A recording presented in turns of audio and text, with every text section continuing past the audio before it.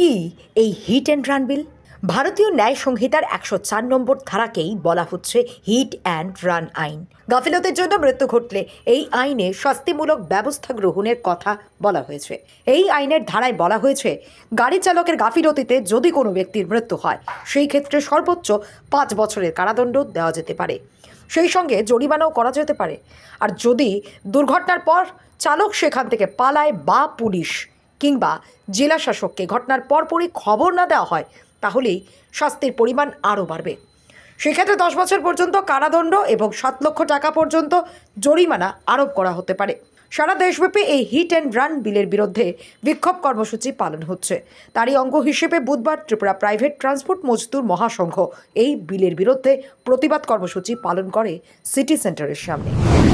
আমরা তো ভারতীয় মজদুর সংঘের পক্ষ থেকে যে প্রাইভেট ট্রান্সপোর্ট মজদুর মহাসংঘ আজকে যে ধর্ণা কর্মসূচি এখানে নিয়েছেন, মূলত এটা শ্রমিকের স্বার্থে ওনারা এই ধর্ণা প্রদর্শনী করছেন। কেননা ভারতীয়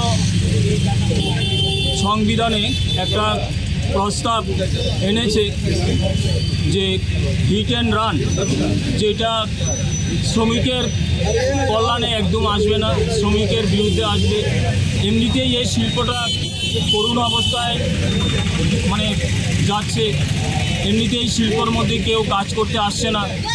উপরন্ত আবার এই ধরনের কোনো আইন যদি লাগু করে, তাহলে আমাদের শ্রমিকরা না খেয়ে মরবে। এই শ্রমিকদের শেষ বয়সে কোনো পেনশন নেই, কিছু নেই। ওনারা এমনিতেই অনেক ধরনের বিপদে আছে। গাড়ি চালিয়ে দুর্ঘটনা যদি কখনো ঘটে, যদি জেল খাটতে হয় আর পয়সা জরিমানা দিতে হয়, তো এই ধরনের আইন যদি লাগু হয়, তাহলে আগামী দিনে কোনো শ্রমিক এই শিল্পতে আর কাজ করার জন্য আসবে না।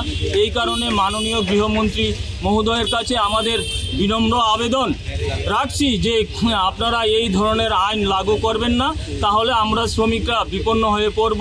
আপনাদের কাছে রিকোয়েস্ট করছি, আপনারা এই ধরনের আইন বলবৎ করবেন না।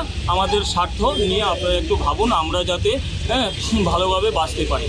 নমস্কার।